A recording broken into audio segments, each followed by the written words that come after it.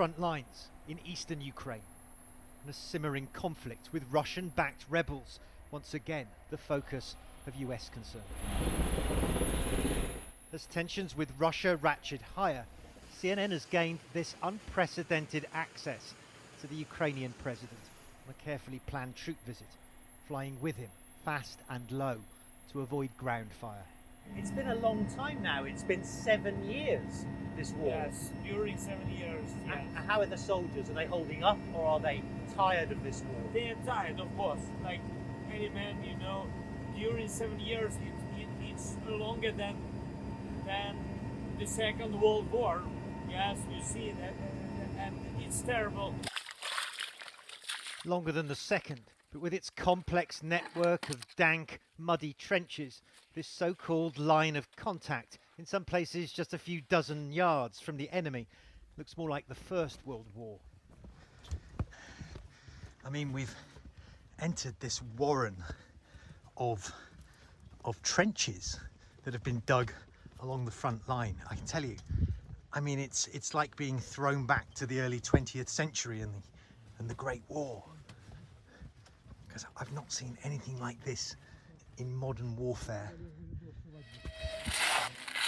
But this is modern, the reality of confrontation with Moscow and its proxies.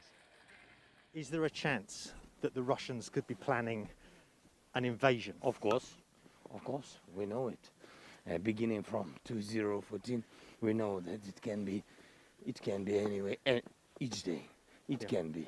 So they are ready, but we are also ready, because we are on our land, on our territory.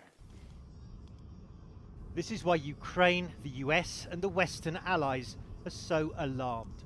Amid growing tensions, a dramatic build-up of Russian forces near the Ukrainian border and in Crimea. Cell phone footage has emerged of armoured columns like this one, and of military hardware being transported by rail towards the border. Ukrainian military officials tell CNN they estimate more than 50,000 Russian troops are now massing. Moscow says it's just an exercise, not a threat. But back at the line of contact, there's already been a deadly upsurge in sniper fire. More than 20 soldiers killed, say Ukrainian officials, so far this year. And out here, even the president runs the gauntlet. We've got to run for it, right? Yes, run. Okay. Run. All right, come on, let's go. So we're very close now, aren't we, to the separatists? Yeah. That is open area.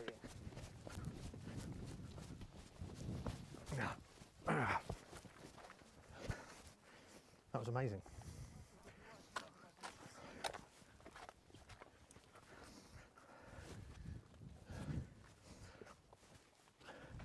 So we've come so close now to the front line between Ukrainian forces and the Russian-backed separatists that President Zelensky and I just had to run through the open ground to get to this cover, because the situation is so volatile, so potentially dangerous here. You got head, what's your head? Your head.